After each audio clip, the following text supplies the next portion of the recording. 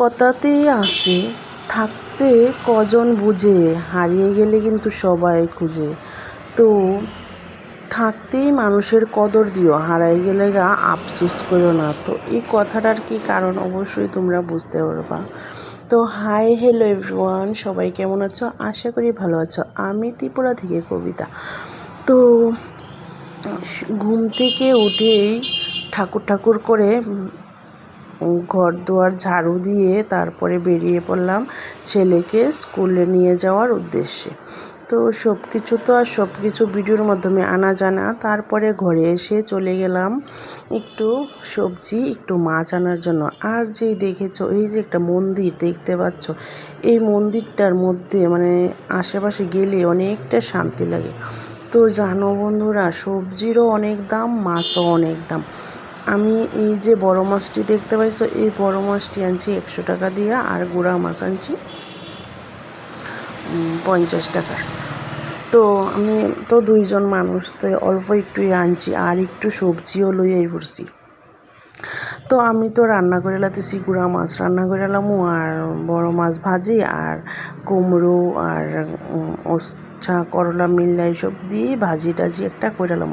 তো আমি কিন্তু প্রথমে ভাতটা বয়াইছিলাম কারেন্টের চুলাতে। তো কারেন্টের চুলাটা করতেছে ডিস্টার্ব, তার লেগে লইয়ে বসছি গ্যাসের মধ্যে। তো এই দিকে আমার কালকের কিছু ভাজি টাজি রয়ে গেছিলো, এগুলিও গরম করে লাইতেছি।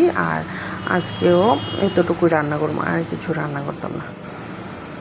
তো গুঁড়া মাছটা কিন্তু খুব টেস্টি হয়েছে। অনেকেই গুঁড়া মাছ খেতে ভালোবাসো, কিন্তু রান্না করতে মানে বা কাটাকাটি করতে ভালো লাগে না। তো আমরা যখন বড় মাছ আনি তখন কিন্তু কাটাইয়া নিয়েই, আর গুঁড়া মাছ আনলে বাড়িতে না কাটতে লাগে। তো আমিও অল্পই আনছি, বাড়িতে নিয়ে কাটছি। আর একটু ধনে পাতা দিয়ে লাইছি, তো ভীষণ সেন্ট, খুব টেস্টি হয়েছে।